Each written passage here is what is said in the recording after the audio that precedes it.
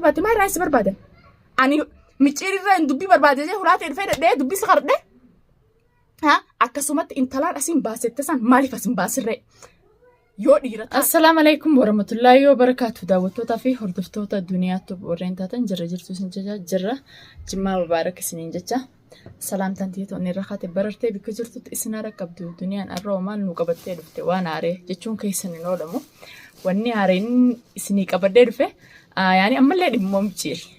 isinilleen akka hin feene dhimma micciir nin beekee jechuudha. Micciir waan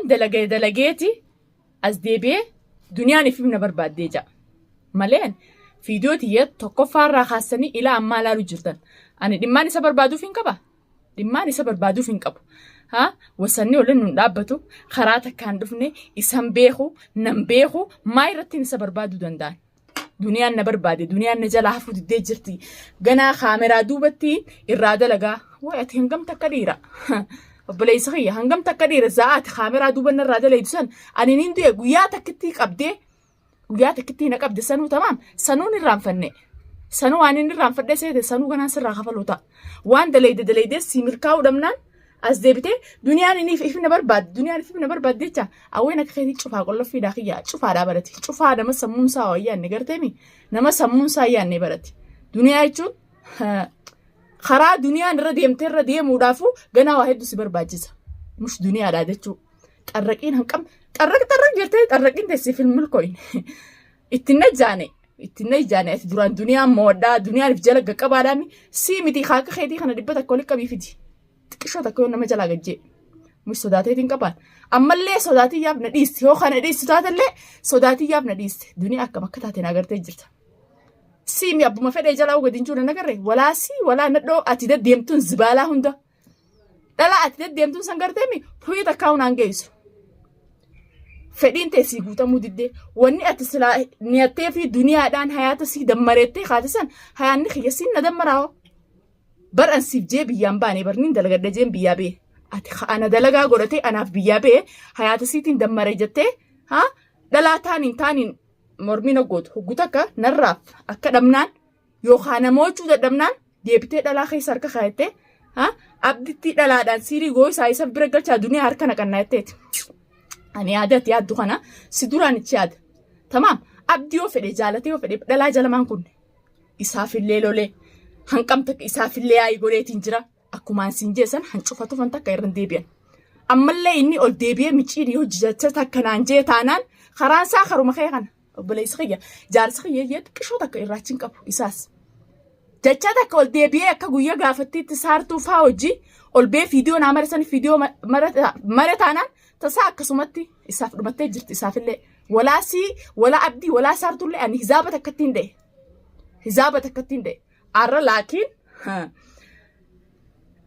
waa hunda irra geetiin jira waa hunda na qunnamee jira bas gocha inni saartuu hojii taa'ee na tuqe. Santuutu na duraan badin daawwattootaa fi kabajamtoota kiyya isin duniyaa kalaas jaarsa kee beekeetiin kasitu jiru. Gurbaa kana siirii itti godhanii jiranii akka if jaalachiistu dhalaan gootee saniifuu xiqqishoo qabbanaayii dubbiin barbaadii yookaan yaa'iin fedhiin jechuu jirta. Ani yaa'ii tana hunda eenyuun naan barbaade akka yaa'ii godhe eenyuun na godhe yaa'ii kana hunda tokkoffaarraa eenyuun na fide abdii na fide. Abdiitu yaa'ii bikam jee magaalaa dhaqee naa bite gaafaan an taa'e jiruun san maaliif hin taa'in? Gaafaan isa kara dhusan maaliif hin taa'in? Anarrallee barullee garaa fayyaan abdiitti na araaramu. Isaafi seefullee furree dhufanii asitti duniyaa dhiifama godhiif hinaan jee dhiifamallee godhuufi khalaas inni isaa taa'u nageetti haa ta'u bikka jirutti anis mana kiyya rabbi nageenyatti haa ta'u jeen jalaa dite. La'innoo mush waan biraatiif odoon ta'in dubbii tana warri jalarraa kaasee ila hanqaammaatti fiidiyoo tiyyatana laalu jirtan adda isinii baati. Takkarra lamarra dhiifama naan jeetiin akkuma micciirsanitti dhiifama godheefi arrallee jallatullee abbaa mana kiyyaati jee roorroo meeqa hedduu wajji hammalladhee wajjin taa'u jira. Sawwallaaleeti dhalaa wajjin keessaafuu saartuu wajjin taa'ee fiidiyoo naa maree na arrabse agartanii jirtan daawwattoota kiyya santuu garaa na mure. Anarra yoo inni dhukkubaa naan jee'u yaani dhukkuba isaa kana dhugaa natti hin fakkaatu. Dhukkuba inni na dhukkuba naan jiru dhugaa natti hin fakkaatu. La'innooleesh waan namaan ani hin feenee fi waan hin fakkaanne wajjin taa'ee na arrabseef. Anarra silaa nama sanja'aniif moo nama jecha mush dhalaa bira ta'anii jecha jechuun dhiisi dhaabbatanii fuula sii dura jaani jecha takka deebisaniif miti ani jechuun nama rakkoo fi bal'oo wajji ammallate ila asii as ga'e kan hunda akkasumatti akkuma isiniin jee isaan naan barbaade yaa hundaa isaan na barbaade dhalaa hunda takkarra gizeen taan jalaa mure taan jala gizeen tana jalaa mure taan jala mul'ata gizeen tana jalaa mure jee taan tumee barbareetti dibee gaarii beektan daawwattoota kiyya fiidiyooti ta'amma duraa irratti akka hundatti isin garsiisaan ture dhalaa hunda anumaa irra jabaate malee silaa dhugumatti dhalaan abdiif bira galchite anaa irra jabaadheetiin afmee akkam takka dhalaan na tuffatteetiin jaarsaan an jaarsa jee hojii jiru dhalaan fuutee manatti galfatti jee tamaam yaa'ii meeqaan if biratti hambisuu ture agartanii jirtan duniyaa ati maquma dhalaallee maqaan warrabsee jirta ati gurbaa kana malee ijaa gurran qabdu warreen naan jettanis hedduu jira warri karaa keessaatii fi hoomantiinis na dubbisan hedduu jira daawwattoota kiyya isinilleen waan isin galini jira ibiddi abbaa irra bu'ee gubaa jaan abbaa irra bu'ee jaan ani wanni waan san dalaguuf akkami dhalaan akka tiyyaa bootaa tiyya fudhatti waan jaamututu na lolchiisa yookaan aaree dhalaa san akkaan miidhu na godha laakiin lamada ifarkeetiin miidhaan dhalaa irratti oofu jiru kana eenyuun na fidee abdiin na fidee sila abdii naamusaan qabatee har'a abbaa ilmaaniiti naamusaan mana isaa keessa taa'e yaa'in tun hundi nan barbaadu mushaakilli kun hundi nan barbaadu yaa'ii tana hunda isaan naan barbaadee jee muradhee jechuudha guyyaa micciirii fi saartuun deebi'anii seefuu qaban ani ol beetiin dubbadde jee hin kaane sababa intalti san dhaadannaa naa goote abdii intal san yoo jitaa'ee dhaadannaa naa godhatti dubbadde har'a tuni anqamma dura yaanii sanama gizee jan afaan arabaatti sanama janiin ashaangulliitti takka gartee mita namni kanuma dhaabii karaa fedhe gara gaggalchu isii saartuu jechuun nama sani isiin duniyaa akkam akkaan ta'e nan beektu dhalaa isii duraan akkanattiin furrii funyaanii siyaasisee isii boochisee tamaam achii gabbaase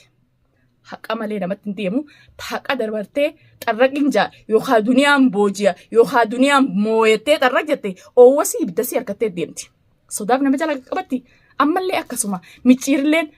yoo harka mush kaameraa duubatti narraa dalagu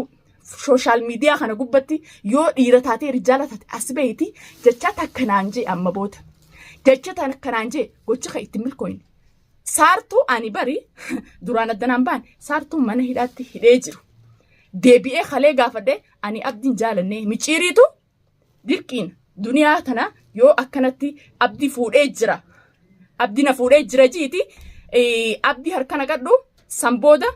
duniyaan karaa harka keenyan deebini sanbooda duniyaa irraa dalayna naan jee nuti dhalaan nam sadii naan jetti daawwattootaa fi kabajamtoota kee wanniin irratti dawwalee fi micciirri gaafadhe sani maleen yookaan dhimma micciirraa qabaadhe yookaan barbaada isaa qabaadhe akkuma ati nan barbaannetti anilleen sin barbaadu akkuma dhimma narraan qabaannetti anilleen dhimma sirraan qabu obboleessa kee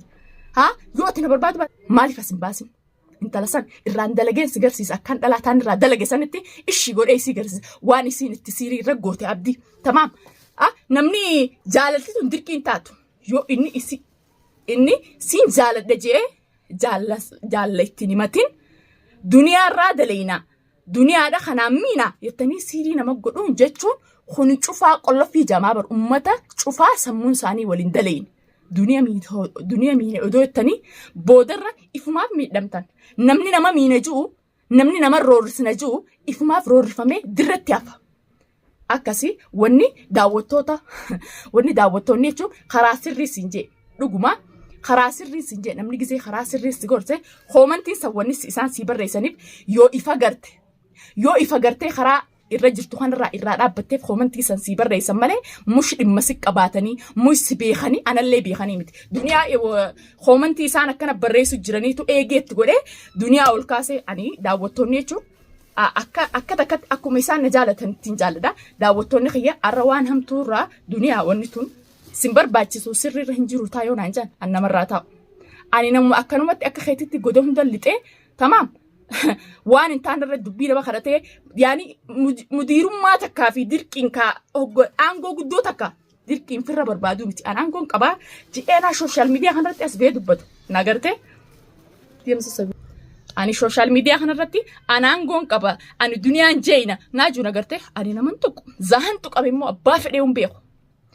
mush micciirsii miti Kaakka keetii kana kudhan akkana wal jala yaasaa koo ani talalaatuun akkana jees jalaa gadi jiru. Social media mitee akkuma teette san ani social media irra si baasuun fedhe bar siin na baasuu fedhe social media irratti akkaan si dubbadhu akkaan siyaasawu siin na godhe silaa akka gaafa dhiifama itti sanitti dhiifama kee fudhattee mataa kee qabattee nagee keetiin jiraatte eenyuulaa dadhee dubbisi godha si dubbii nu barbaade. Akka duniyaan dubbisi gootu siin na godhe kalee dhimma sirraa gabaadhee si dawaleen. Dhimma sirraa gabaadhee sitti hin dawwalee bar dubbii intalti naan jette san hangamta akka dhugu addaan hin baafadha jeen sitti dawwale malee dhimma sirraa illee hin qabu sitti dawwaluuf illee keessaan qabu sitti dawwaluullee hin fadhu tamaam yookaan sitti dawwalee dhimma sirraa gabaadhee yookaan jaalalaaf sitti dawwalee sitti hin fakkaatin ati hajaabi sagaltee wal fakkaatu obboleessa kee cufaa maraatu duniyaa jechuun maraataa akka keetii kanaa hin fayyisa sila ati na bira dhuftee si maraataa shakliin ta'e maraataa fakkaatu san siin fayyisaa akkam. Ati maraataa mana misiyoon jalaa badee fakkaatte fi maal maraattuu namaan jettaa miti cufaa qollofii tamaam seera kee eeggadhu gizee waa namaan jettu seera kee eeggadhu gizee qubni meeqa gizee kan nama laatu meeqa abbaa deebi'aa jan atiif quban qabdu as deebitee daawwattoota hoomantii sii barreessu uummata gorsaaf see baatu ati homa abaaranii hubara abaarsa san yoo hin feene akkana na baarree yoo hin feene gocha badaa gocha fokkotaa namarra daleedu dhiisa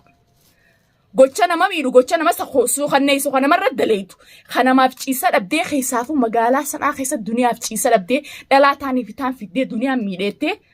gubattu san maaliif hin dhibne daawwattoonni sin arrabsan yoon irra intala tana waa godhe namni isiidhaaf ani masruufa namaatti sin eeggadhu nama suruufa jeessee eeggadhu ammoo guyyaa ati waa na goote guyyaa ati as garagaltee waa na goote obboleessa kiyya laal. Mataa keeddasi basheesseetiin gaafa san ana mush namni waanaa godhu anaatutu akkaatti si wallaanu beeka. Xarraqeettee social media irratti xarraqin jettu kana xiqqishoo qaqqabadhu. Siin gaafadhaan jee duraan. Siin gaafadhaa intala sanillee siin himsiisaa. Akka kalee intala dhufeetiin afaanis fincaansanaan jette san garteemi. Intala san silaa sittichi garagalteetiin akka afaanis fincaantu godha ture. Sodaatee